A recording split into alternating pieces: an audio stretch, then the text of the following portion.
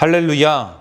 여러분, 요즘에 자동차를 보면은요, 참 진짜 우리나라 차 참 잘 만든다, 이런 생각이 절로 납니다. 제가 타고 다니는 차가 이 목회자들의 이 드림카거든요. 목회자들의 드림카 스타리아. 자, 스타리아를 타면은요, 얼마나 여러분 대단하고 굉장히 굉장하고 놀랍고도 놀라운 줄 아십니까? 고속도로를 달리잖아요. 버튼 하나만 딱 눌러놓으면 앞차와의 간격을 자기가 알아서 유지합니다. 그리고 그 유지도요, 간격도 3단계, 4단계로 이렇게 설정을 할 수가 있어요. 그냥 엑셀 하나 밟지 않아도 속도만 설정해 놓으면 그렇게 가요.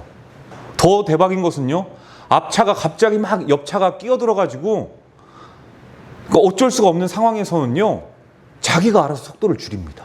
브레이크를 밟지 않아도. 또 그러다가요, 어느 정도 차 간격이 멀어졌다 그러면 내가 설정해 놓은 그 속도에 맞춰서 또 자동적으로 속도를 냅니다. 안 놀래요? 대단하지 않습니까? 그럼 이것뿐만이 아니에요. 제가 후진을 하다가 이 띠띠띠 소리가 날 때도 있지만요, 뒤에가 이제 공간이 있다, 많이 있다, 거기가 차도다. 예전에 후방 카메라를 달지 않았을 때에는요, 양옆에 차가 있고 아니면 벽으로 가려져 있다 그러면 그 뒤에 상황을 제대로 모릅니다. 그러다가 이렇게 쭉 가다가 갑자기 차에서 띠디디디 소리가 나더니 확 멈춰요. 그리고 나서 얼마 있다가 자동차가 쑥 지나갑니다.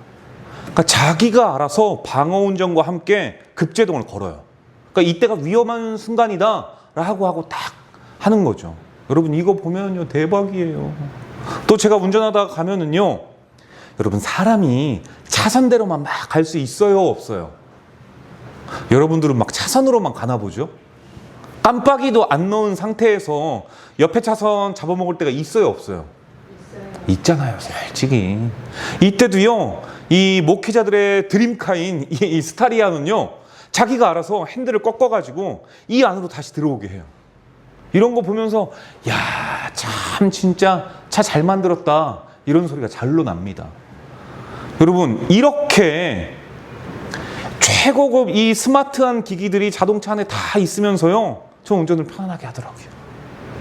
그러면서 갑자기 이런 생각을 한번 해봤습니다. 과거엔 어땠는가? 우리 장로님 세대, 아니면 그 위에 이제 선배들 세대 어땠냐면요, 저희 아버지 친구 중에 장기사라고 하시는 그 아저씨가 계셨어요. 이분이 그 지금으로 이야기하면 트레일러를 모셨거든요. 그 트레일러 이제 사장님이셨어요. 근데 그분이 제가 어렸을 때 기억에 그 차를 태워주셨는데 운전을 하는 걸 제가 보니까 이런 거였어요. 팔이 이렇게 두꺼워. 핸들을 그냥 이런 파워 핸들이 아니잖아요. 이렇게 막 돌려가지고 막 버스도 막 이렇게 했었잖아요. 여러분들은 다 뭐 옛날에 안 살아보셨나 보죠? 다 그런 차였어요. 그런 차. 그리고요, 여러분, 오르막길 가다가 예전에는요, 혹시라도 멈추게 됐어요. 그러면 차가 뒤로 밀리진 않을까. 사이드 브레이크를 꽉 당겨가지고 출발할 때는요, 반클러치로 합니다. 이게 여러분, 일종 보통 운전면허의 최고 난이도 구간이에요. 여기에서 많이 떨어졌습니다.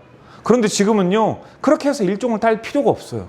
일종 이 트럭도요, 다 자동입니다. 오토예요, 오토.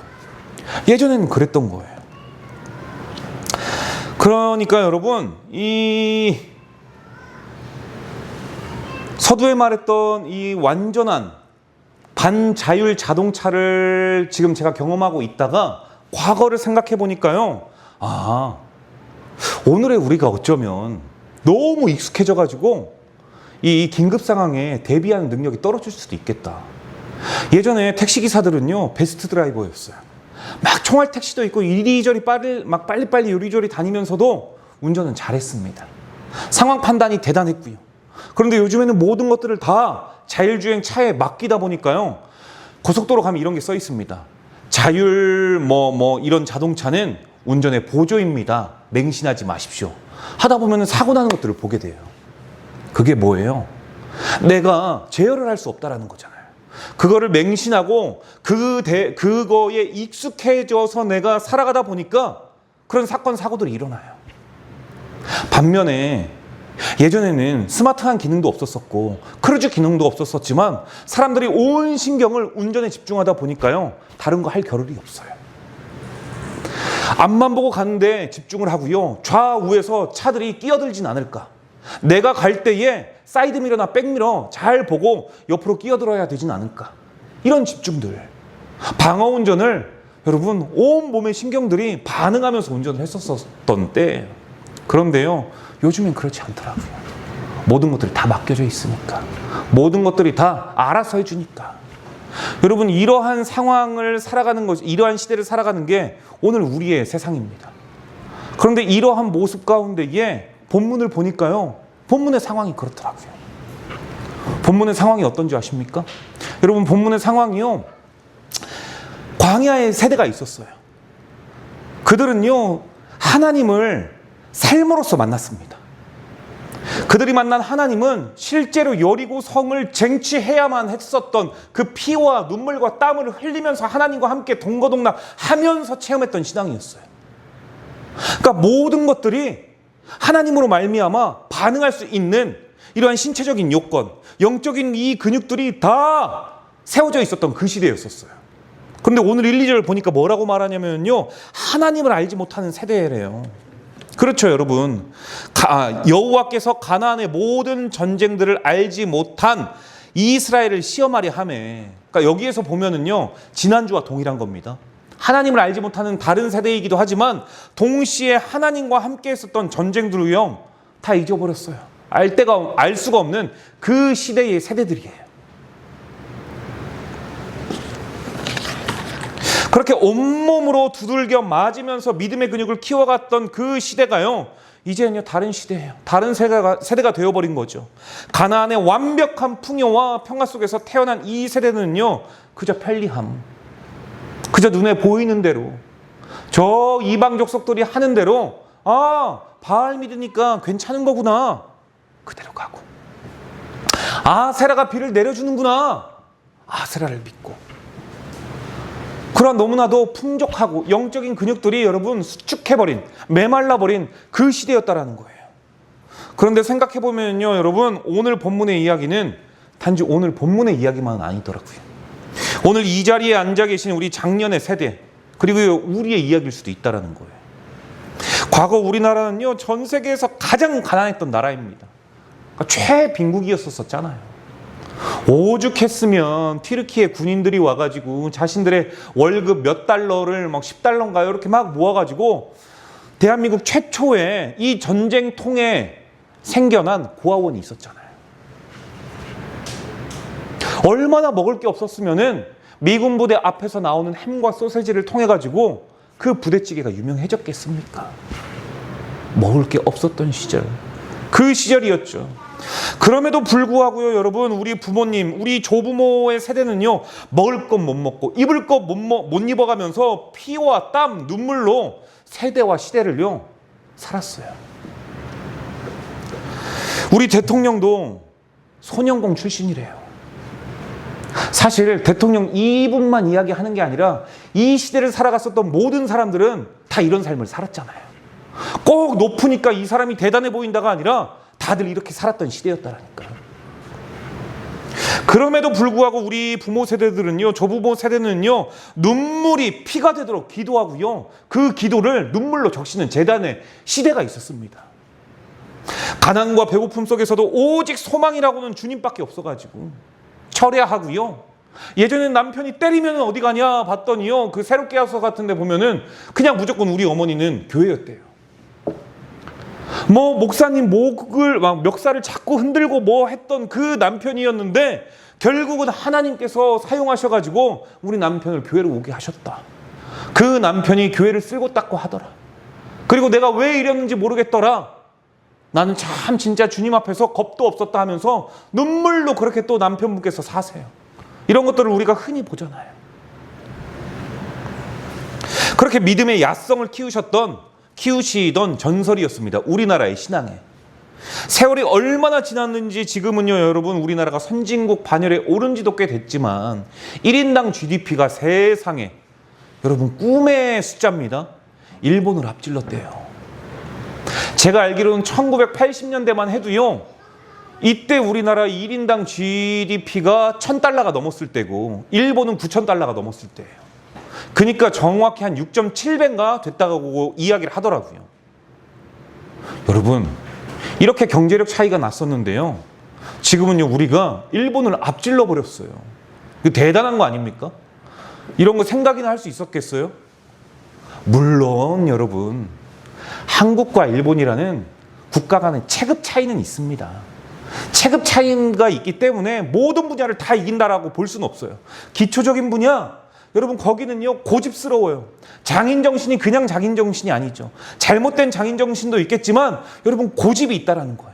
한 가지를 파고 물고 늘어지는, 그러다 보니까요 체급 차이가 클 수밖에 없어요. 우리랑은 경제적인 규모도 그렇고요.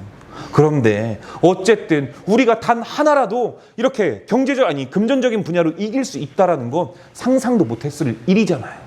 이만큼 대단한 것은요 우리의 부모 세대가 있었다라는 거예요. 그러다 보니까 여러분 어떻게 되냐면 요즘에는요 자연적으로 교회가 평안해집니다. 철야 기도가 없어졌어요. 밤새 눈물 흘려서 기도하시는 분들이 없지요. 세상의 풍요와 안락이라는 자율주행 자동차에 신앙의 온몸을 맡기게 되니까 언제부터인가 거친 비바람이 뚫고 나가던 영적인 이 운전 근육들이요 다 소멸해 버렸습니다. 주님 없이는 한순간도 살 수 없다던 그 간절함의 고백에서요 지금 누리는 이 모든 평안을요 당연하게 누려요. 오늘 본문이 바로 그 문제를 다루고 있는 거거든요. 어쩌면 오늘 우리 삶에 남겨진 고난의 이유를요 하나님께서 말씀하고 있는 건지도 모르겠습니다. 오늘의 말씀을 통해서 내가 고난을 받고 있다면 고난을 극복할 수 있기를 바라고, 혹시 내 주변에 이런 사람들이 있다면 의의 길로 인도하실 수 있는 귀하고 복된 시간이 됐으면 좋겠어요. 첫 번째인데요 여러분, 영적 안주는 세상과의 타협 때문에 결국 낳게 되더라. 이게 1절에서 6절의 말씀이에요. 하나님께서 가나안 족속을 다 물리치지 않고 남겨두신 이유가 1절과 2절에 등장합니다. 여호와께서 가나안의 모든 전쟁들을 알지 못한 이스라엘을 시험하려 하심에 이스라엘 자손의 세대 중에 아직 전쟁을 알지 못하는 자들에게 그것을 가르쳐 알게 하려 하사 남겨두신 이방 민족들을, 여러분 여기서 뭐라고 이야기를 합니까? 가르쳐 알게 하려 하사. 왜 남겨놨냐면 알게 하려고. 그런데 여러분 여기에서 알게 하려 하사 쓰인 이 히브리어가요 우리가 너무나도 잘 알고 있는 거예요. 야다. 이 야다라는 히브리어인데, 이 야다라는 히브리어 이게요 무슨 말이냐면 지식으로 하나님을 들어서 알게 되는 그 알을 이야기하는 게 아닙니다. 치열하게 온몸으로 하나님을 체득한 거예요.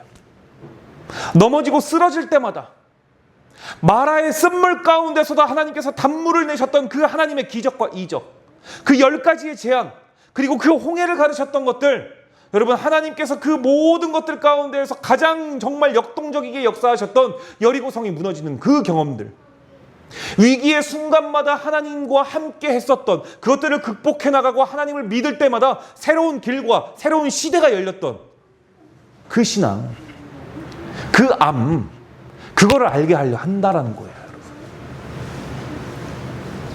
여호수아 시대의 이 이스라엘들은요 이걸 온몸으로 경험해가지고 알았잖아요. 전쟁이란 피를 흘려가지고 하나님의 살아계심을 증거하고 증명하며 살아있음을 눈으로 직접 목도하고. 그런데 지금 어떻습니까? 광야의 시대에서 가나안의 풍요 시대가 딱 되니까요 평안함만 있는 거예요. 하나님은 들어서 알고 전에 들어서 알고, 아 그렇구나 하고 그냥 그 자리에 알기만 한 채 머리에 지식으로 하나님을 가다두기 시작한 거죠. 5절 6절 여러분 제가 한번 읽어볼게요. 5절 6절입니다. 그러므로 이스라엘 자손은 가나안 족속과 헷 족속과 아모리 족속과 브리스 족속과 히위 족속과 여부스 족속 가운데에 거주하면서 그들의 딸들을 맞아 아내로 삼으며 자기 딸들을 그들의 아들들에게 주고 또 그들의 신들을 섬겼더라. 여러분 당시 평안은요 두 가지 평안이 있습니다. 육적인 평안이 있고요 심적인 평안이 있어요. 육적인 평안을 얻기 위해서는요 여러분 다른 거 없습니다. 통원하면 돼요. 통원하면 돼. 정통, 순수 혈통이 아니라 옆에 있는 나라와 아내자들과 결혼하면 돼요. 그러면요, 여러분, 평안한 거예요. 삶에 문제가 없어요. 그런데 영적인 여러분, 안정감은 없지요. 반면에 심령의 평안을 얻기 위해선 싸워야 됩니다. 죽을 수도 있어요. 그런데요, 그게 샬롬입니다. 하나님이 나와 함께 동행하심을 내가 늘 경험하니까. 그리고 죽어도 나는 내 조상이 갔었던 그 열조들의 길로 가니까. 결국 우리 믿음의 신앙의 결국이요, 영혼구원 아니겠습니까? 그것을 위해서 가는 거잖아요. 그런데 여러분, 이들은요, 지금 당장 내가 편하고자 통혼을 해요. 거룩성을 소유하려고 하지 않습니다. 그걸 버리고요, 적당히 세상 문화와 섞여가면서 살기 시작했던 거예요. 과거 우리나라 70년대, 90년대를 볼까요? 우리 작년 세대, 지금은 은퇴하신 세대라고 보면은요, 우리나라는 과거에 뜨겁게 주님을 만났던 눈물의 기억들이 얼마나 많습니까? 막 그 자리에서요, 그때는 의학도 발전하지 않았어요. 그러다 보니까 정말 부흥 강사들이 와가지고 무릎에다 손대고 막 기도하면 일어나요. 앞을 못 보시던 분이요, 맹인이요, 눈을 떠요. 그런데 여러분, 이게요, 진짜 선교지에선 일어난다고 하잖아요. 그런 일들이. 그렇게 우리는요, 뜨겁게 주님을 만났던 눈물의 기억들이요, 우리 부모 세대들에게는 있어요. 내 힘으로는 절대 감당할 수 없었던 고난의 현장에서 하나님의 일하심이 분명히 야다로 내가 습득했었던, 알다, 야다, 그 야다의 하나님을 우리 부모 세대들에게는 있다니까요. 이게 어느 정도의 삶이 그런데 안정되고 살만해지니까 나도 모르게 가나안의 평안함, 이 가운데, 그 가운데 안주하고 있는 느낌을 받게 돼요. 눈물과 은혜를 뒤로하고 SNS에는요, 자기 여행한 거 자랑하기 바쁩니다. 여기 갔다, 이러한 무슨 시계를 찼다, 무슨 차를.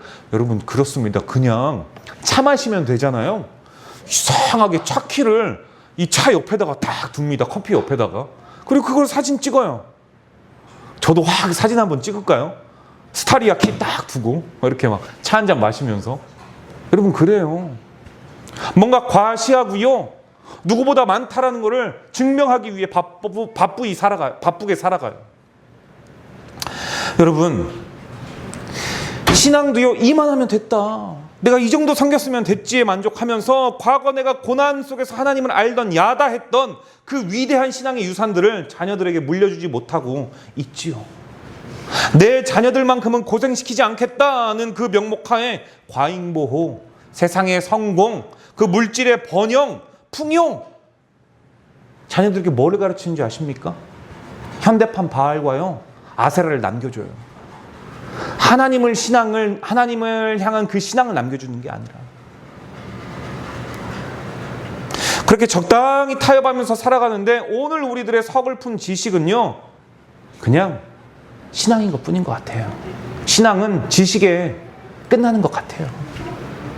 바라기는 대가 없이 주어진 풍요나 안락함에서 깨어나 멈춰버린 영적 근육을 다시 움직여야 할 때인 줄로 믿으시길 바랍니다.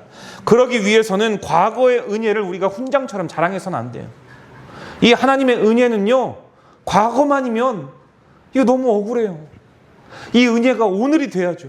오늘 나를 살아가게 하고 내일을 기대하게 하며 모레를 소망하고 꿈꾸게 하는 것, 그게 하나님의 은혜가 돼야죠. 언제까지 우리는 과거의 훈장으로만 남아가지고 내가 옛날에는 어마어마했었지, 내가 그냥 한번 이렇게 하면은 하나님께서 함께 하셔가지고 엄청난 일들이 일어났었어. 그래서 지금이 무엇이 남았느냐? 없죠.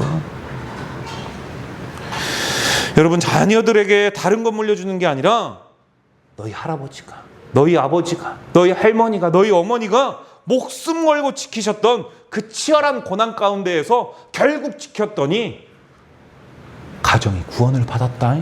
이것만큼은 잊지 마라. 이거요, 이거. 둘째, 하나님께서는 있으나마나한 것들을요, 그 교만을 꺾어버리십니다. 이게 7절에서 8절이에요. 본문으로 돌아와서 이스라엘은 지금 하나님을 완전히 잊어버리고 안주하자 8절이에요. 8절 여호와 하나님께서 이스라엘의 그러한 모습에 진노하셔가지고 이 메소보다미아 왕 구산 리사다임을요 적극적으로 활용하십니다. 사용하세요. 그 왕을 사용하시고 이스라엘이 감당하기 힘든 고통을 주세요. 그런데 그 압제와 고통의 시간을 보니까 몇 년이라고요, 여러분? 성경을 보니까 몇 년이라고 말해요? 8년이라고 말하죠. 7절 8절이에요, 여러분. 여러분, 이 8년 동안 고통과 압제를 줬대요. 그런데 여러분, 우리가 2년 전에 기억하십니까? 이 히브리인들의 사고를 저희가 배웠잖아요.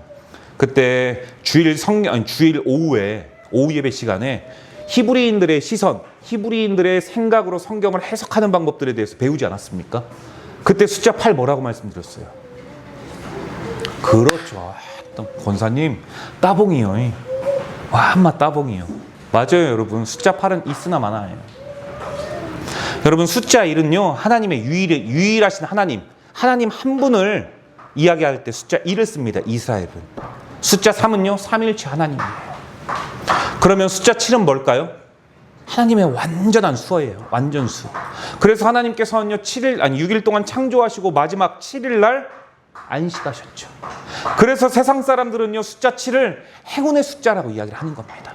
잘 보면은요 그래서 이게 얼마나 완벽했는지 여러분, 주도요 7일로 돌아갑니다.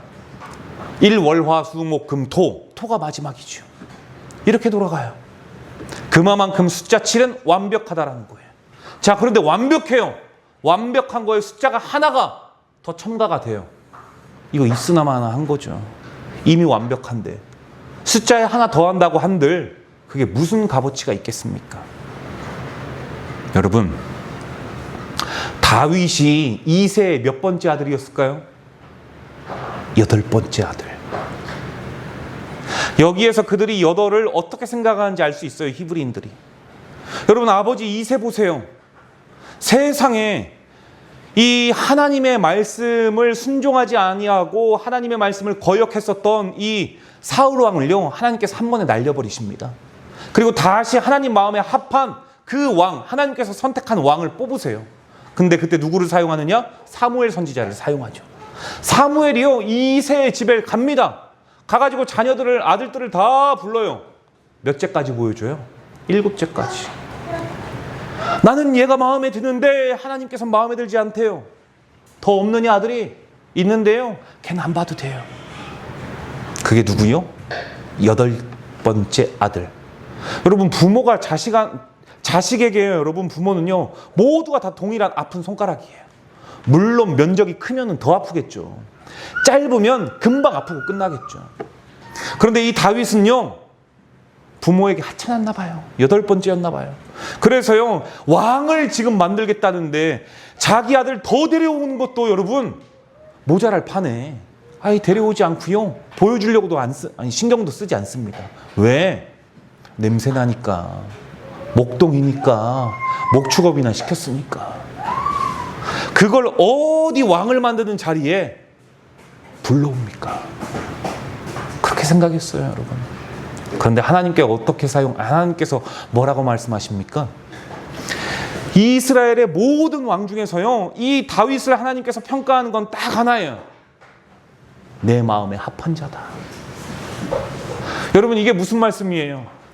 세상에 있으나마나 한 8째라 할지라도 하나님의 손에 붙들고 있으면 세상 사람들의 눈에는 아무것도 아니고 볼품없고 별것 아닌 것 같은 이 다윗도 하나님의 손에 붙들리면 그게 아무리 완벽의 수에서 떨어져 나가는 이도저도 아닌 있으나마나 한 8번째라 할지라도 하나님께서요 세상에서 으뜸으로 사용하신다는 거 아니겠습니까? 이거예요, 이거. 여러분, 지금 그렇습니다. 이 이스라엘이 우습게 생각하고 보았던 하찮은 존재였었던 이 가나안 족속을요 하나님께서 들어쓰시니까 우습게 보고 있으나마나한 족속이라고 생각했던 과거에 우리나라의 발밑에 있었던 우리가 노역 부리기나 했었던 그들이요 하나님의 손에 여러분 들려지니까요 세상에 8년 동안 여러분, 하나님의 손에 붙들리면요 8년이에요. 8년. 이스나마나 있었던 그 시간 가운데에 하나님께서 그들을요 고통 가운데로 몰아넣으신다라는 거예요. 여러분, 완전수 혹은 완전한 징계인 7년을 넘어가지고 사람의 힘으로는 도저히 끝낼 수 없는 한계인 기간 8년이 될 때까지 하나님께서 철저히 침묵하시면서 이스라엘의 교만함과 안일함을요 무참히 깨뜨리십니다. 사랑하는 예수로 사는 교회 성도 여러분, 일평생 주님을 섬긴 우리 세대에도요 어느 날 갑자기 이해할 수 없는 이 숫자 8년이 올 수 있어요.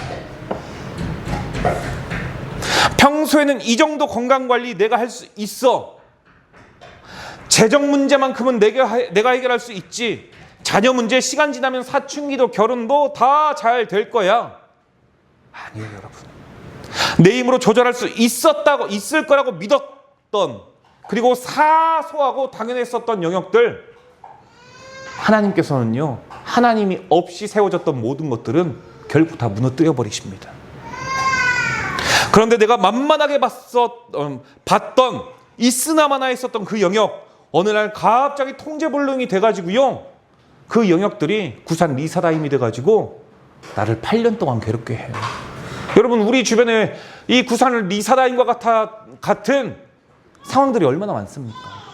건강 자신할 수 없고, 재정 하루아침에 무너지고, 줄도산하고, 세상에 여러분 언론 방송이 지금 피파에 돈을 못 내가지고 이 중계권 29일인가요? 그 이후로 잘못하면은 월드컵 볼 수가 없대요. JTBC가 그 돈 막지 못해가지고. 그러면 중계권을 사갔었던 네이버, KBS 다 중계하지 못하는 거예요. 누가 그럴 줄 알았어요? 누가 그렇게 될 줄 알았습니까? 생각하지도 못했었던 영역들이죠. 갑작스러운 질병, 물질의 막힘, 내 뜻대로 되지 않는 자녀들의 문제, 이러한 영적 침체라는 혹독한 겨울이요 마치 구산 리사다임이 8년 동안 이스라엘을 압제했었던 것 같이 우리의 인생을 목조에 올 때가 있다니까요. 여러분, 이 겨울은요 내 나이가 몇인데, 내 직분이 뭔데, 내가 평생 교회를 어떻게 섬겼는데 아무리 부르짖어도 도저히 내 힘으로는 감당되지 않는 이 비참한 경험들을 하게 되더라고요. 여러분, 이거 왜 그럴까요? 하나님께서요 내 삶을 의지하고 있었던 그 교만을 꺾으시려고, 내 힘이 완전히 빠져나가서 하나님 바라보게 하시려고. 여러분, 분명한 것은 삶이라는 게 내 의도대로 절대 되지 않더라고요.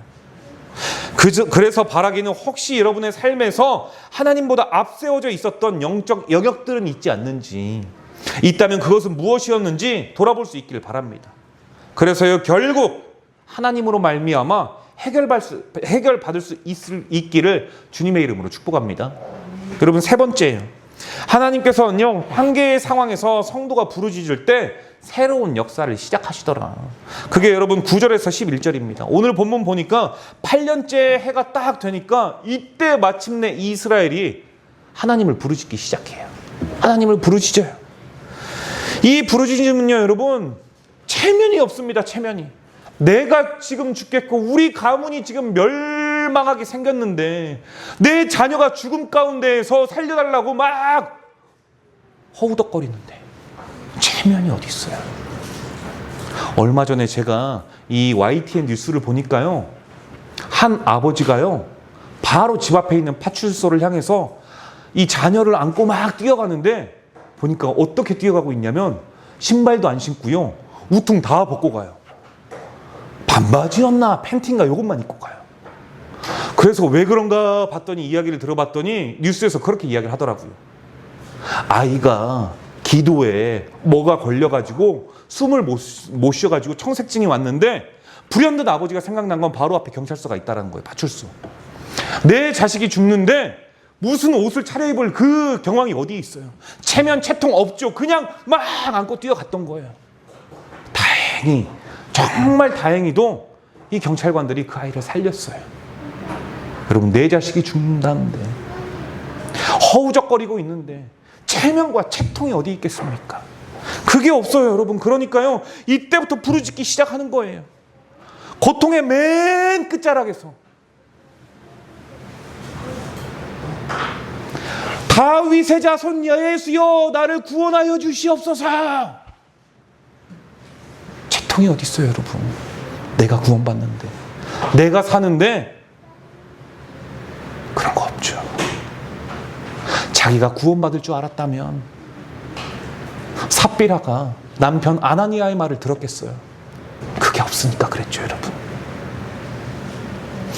그렇게 자신의 모든 힘을 바닥에 던져졌을 때 막 이 모든 울부짖음이 터져 나오니까요, 우리 하나님께서는요 참 모진 분이 못 되세요. 자신의 자녀들이요 고통 가운데 비명을 지르니까 하나님께서 반응합니다. 하나님께서요 구원자 온니엘을 세우세요.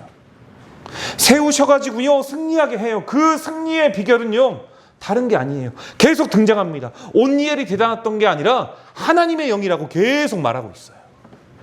여러분, 여기에서 알 수 있는 거, 우리의 삶에서 넘어지고 쓰러지고 꼬꾸라뜨림을 당해서 내가 아무리 힘들더라도 우리의 부르짖음은 결국 하나님께서 당신의 자녀들을 살리는 일로 도모하신다. 그러니까 힘들면요 여러분 부르짖을 수 있길 바랍니다. 하나님의 손에 붙들리면요 완전히 달라져요. 여러분 보세요. 일단 노아의 방주에서 구원받은 사람들의 숫자가 8명이에요. 있으나마나 한 수가 아니죠. 이 8명이 얼마나 대단한 줄 아십니까?